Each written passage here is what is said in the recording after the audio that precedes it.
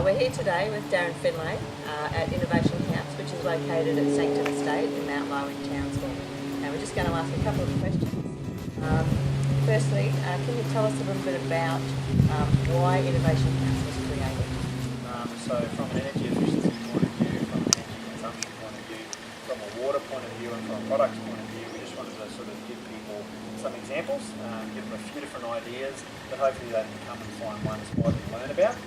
And then the other phase of it is now within a couple of weeks, myself and my family are going to move into this house, and we're actually going to study how we live in the house, how much water is consumed, how much power is consumed, and how we actually live inside a 10-star home. So that was the idea. How does water conservation contribute to the sustainability of the house? Yeah, well, we've tried to touch on all the factors of sustainability. So we've tried to look at energy, water, technology, power, all of these different elements, a healthy house, all of these components. And water is definitely very important and sometimes forgotten a little bit in the tropics because we figure we've got so much of it falling around us we don't need to conserve it, but certainly we do. So we're trying to study that as well and give people best practice and let them decide what's important for them. Specifically, how is our Gough tank being used? Yeah, well obviously 5,000 litres we're trying to use for two purposes. One is to keep the water being used in the garden down specifically, and also we're lucky enough to have an outdoor shower, and certainly because it's fallen quite a lot, a certain great conversion so we can have a nice outdoor shower when we need to. If I can't do another one.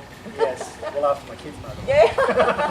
I've read that your electricity usage is going to be monitored by Ergon and by JCU. Yeah. Are they also monitoring the overall usage of water in the house? Yeah, it's actually going through a couple of different trials from a water point of view. So we're lucky enough that the council's actually got their new wireless water meter. So they're actually able to study lots of stuff, like how much water we've been using, and already we've found a few things we maybe haven't done well.